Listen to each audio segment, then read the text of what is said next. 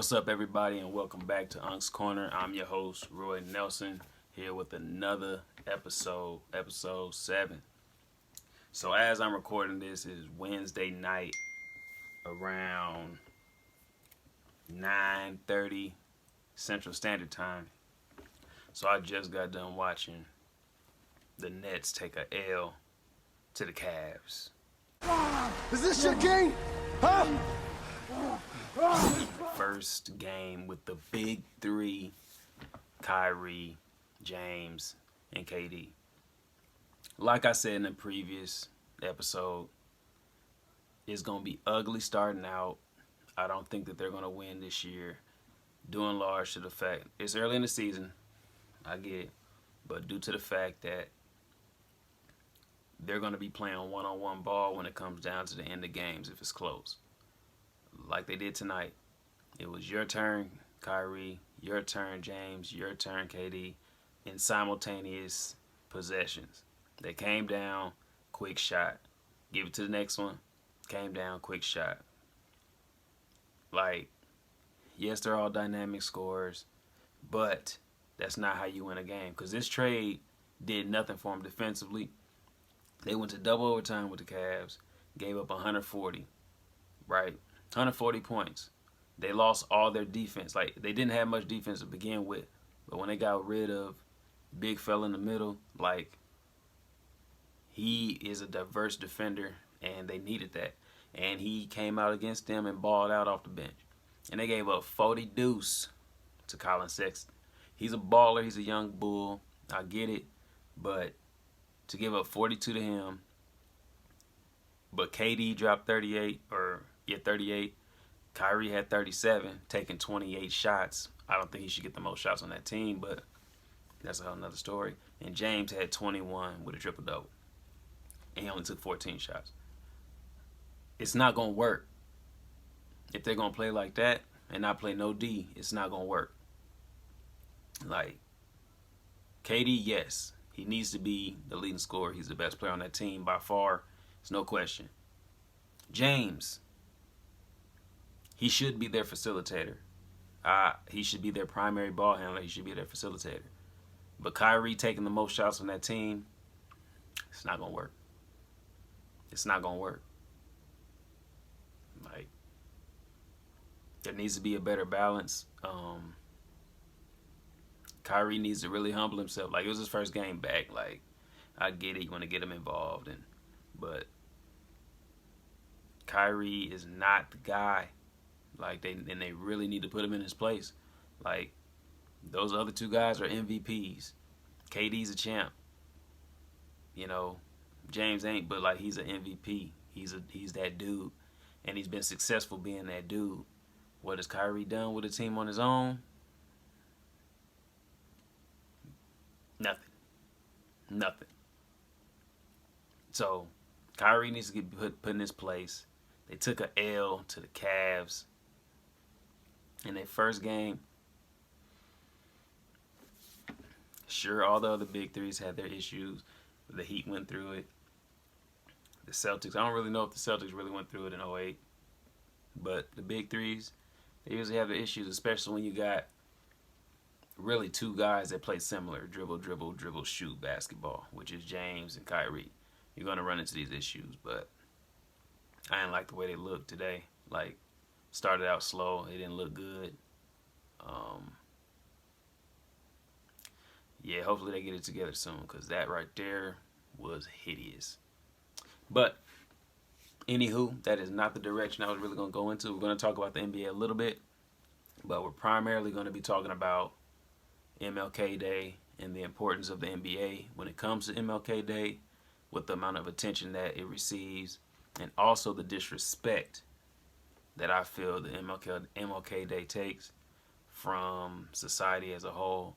I don't think it's truly taken seriously as one of the titans of this country. He's one of 10 federal holidays that are recognized in this country for a reason, and I don't think people really appreciate it and respect it as such. So we're going to dig into that a little bit right after this. Always anchor our external direct action with the power of economic withdrawal. Now, we are poor people. Individually, we are poor when you compare us with white society in America. We are poor. Never stop, forget that collectively, that means all of us together, collectively we are richer than all the nations in the world with the exception of 9. Did you ever think about that? All right, so like I said before, we're going to be talking about MLK Day and the importance of MLK Day, and the role that the NBA takes in really spearheading the efforts to bring attention to Martin Luther King Jr. Day, Dr. Martin Luther King Jr. Day, getting all twisted up. But so, you know, as everybody knows, Dr. Martin Luther King Jr. Day is a federal holiday to recognize the strides that he took under his leadership in the civil rights movement, fighting for justice, fighting for the injustice against black people, fighting for equal rights, a plethora of things. He's an important figure in American history, not just to black history, but to American history as a whole. And so the NBA has really taken the charge in spearheading the importance of Martin Luther King Jr., not overlooking it, setting aside, you know, they pretty much have the full slate of athletics for that day, starting from about 11 in the morning all the way through the evening of games that are tributing him and having players speak out for what he means to them, what his efforts means to them and to this community and to this country. It's very big, and I really appreciate, I believe it's probably Commissioner Stern that started this, and for Adam Silver to continue this and allow the players to speak out and share their opinions and all of that. It's really a great look for the NBA, and I wish, other sports aren't necessarily playing at this time like the NFL is, but they're just on Saturday and Sunday. But just the amount of attention that it brings to this federal holiday is awesome, and I commend the NBA for doing so. My issue isn't with the NBA, so now we're going to go off cuff. It's not sports related right now. My issue is the level of disrespect that Martin Luther King Jr. Day receives in society. So I'll just start it off with personal stories. I'm an essential worker in a sense. You know, I work for the school district in operations, so we barely get days off as far as holidays and things of that nature. Like, we don't get summers off like the rest of the school does. We have work to do in the summer. We don't get a lot of, when teachers aren't there, we still got to be there. When there's snow days, we still got to be there.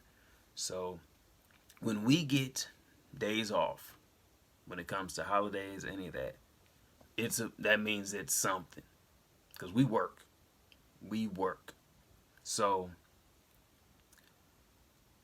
any other holiday, any other federally recognized holiday, they know I will not be at work. They know I will not be opening a building. They know that they can't reach me. I'm off. I've gotten more calls, texts, emails this past week leading up to Monday asking me, will you be in the building? Are you going to be at work? I didn't even reply to many of them, because this is a federally recognized holiday. The banks aren't open. Trash isn't running. Mail isn't running. But you think that I'm going to be at work on this federally recognized holiday, this holiday that commemorates Martin Luther King Jr. And like I said before, there's 10 federally recognized holidays in the year. in this country. 10. And he's one of 10. And so let me run down these, right? New Year's Day, right? You know, self-explanatory. It's the first day of the new year, right? Federally recognized since 1885. Nobody calls me and asks me if I'm going to be working on New Year's Day. Nobody. You know, self-explanatory. Then there's Martin Luther King Day. I've already explained it. Established in 1983. Right? Washington's Day, which is basically President's Day. Established in 1879, commemorating George Washington, the first president of this United States. But, you know, they kind of pay homage to all the presidents, right? Never get any calls or emails, anything about if I'm going to be working that day. Never. Never have. Memorial Day, commemorating the veterans that have passed in the wars and things of that nature, just period in general, right? Established in 1967. They don't call me about Veterans Day. Never have. Probably never will. Independence Day, 4th of July. Established in 1870, commemorating the signing of the Declaration of Independence. Definitely don't call me on that day. It's one day I get off. All these days here, I get off. And I don't get calls. Federally recognized holidays. Everybody understands this. Labor Day, 1894, you know, acknowledging the American labor force. They don't call me. Columbus Day. Columbus Day. The commemorating the 2 feet of this Christopher Columbus setting foot on this stolen land. They commemorate that as a federal holiday. I want you to think about that. Martin Luther King, a man who fought for the freedoms and equality of black people, disenfranchised people. No respect, no recognition. But Columbus Day, when a man that's responsible for bringing people to this country to ultimately slaughter other people, take over their land, and claim it as their own. We commemorate that. We're taking that day off. We're going to recognize that, right? Moving on. Veterans Day. You know, paying homage to the veterans that, you know, serve in the several branches of military. Respect to all of you that do. Appreciate you. Established in 1926. Thanksgiving. Commemorating the feast of the settlers of this country. A stolen country. It's commemorating that. They don't ask me if I'm working on that day. You know, it's my patriotic duty to acknowledge Thanksgiving. I enjoy the festivities of Thanksgiving, but, you know, I like to eat, but that's it, right? And lastly, Christmas Day, which is, you know, acknowledging the birth of Christ, right? So these are the 10 federally recognized holidays on our calendar. It's understood that all these events and individuals that are recognized are important to this country, but the only one that we look at as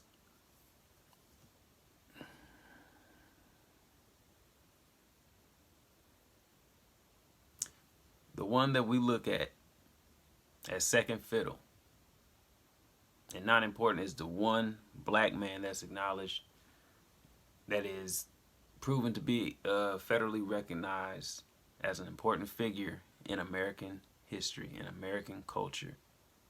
This black man is disrespected. And then on top of that, when we do pay homage to this man, all you hear is, I had a dream, I had a dream. That's it. The importance that the fight that he fought for those many years has been dwindled down to I have a dream. But what you're not going to hear on any of these airways, right, is this. Hold on.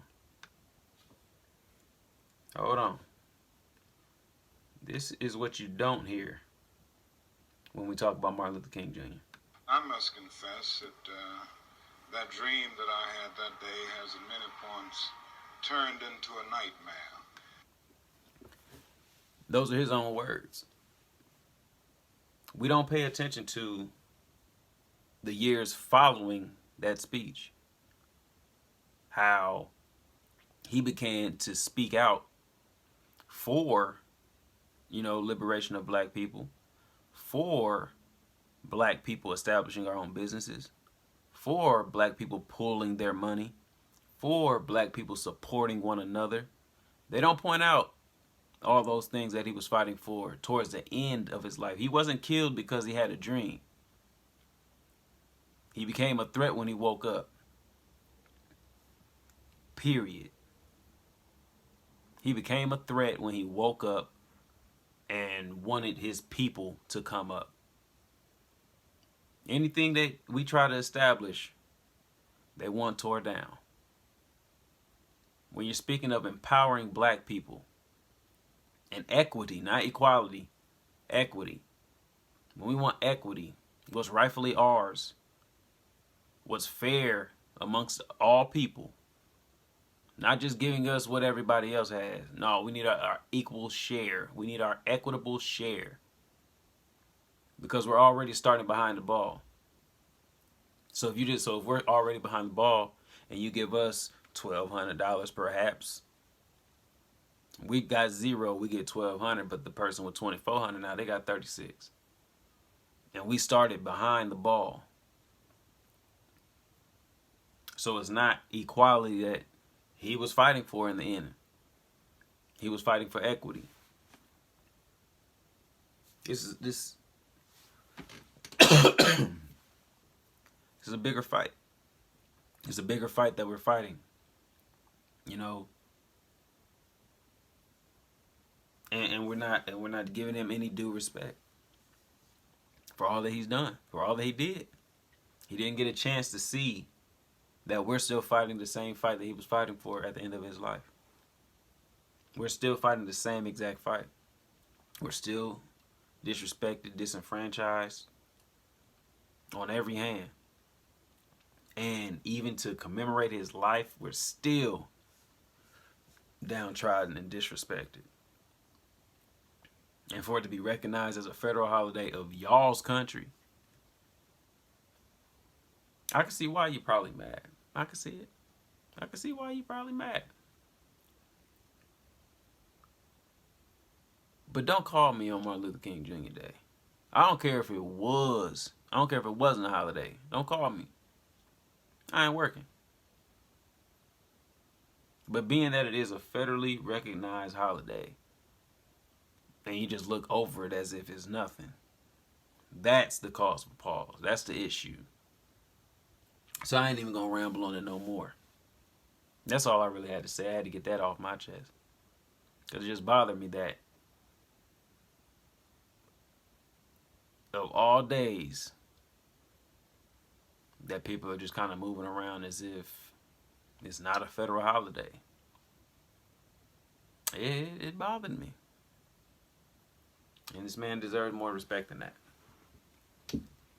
I feel he deserves better than that. So with that said, that's going to be the episode today. Thank you to the NBA for bringing attention to Martin Luther King Jr. Day and all that you did for, the city of Memphis, showcasing, the Lorraine Motel and, the Civil Rights Museum. I've been there. It's a beautiful place. There's a lot of history in there. I just definitely respect the NBA for what they did and continuing to allow the players to fight this fight that Martin Luther King Jr. has fought in his lifetime and that we continue to fight today. So I appreciate you, NBA. Thank you. Thank you to you. And thank you to everyone that is tuning in and watching. Thank you for watching the Unc's Korner podcast. Be here every Thursday as usual. We'll be back next week. Who knows what we're going to be talking about. probably some Super Bowl predictions.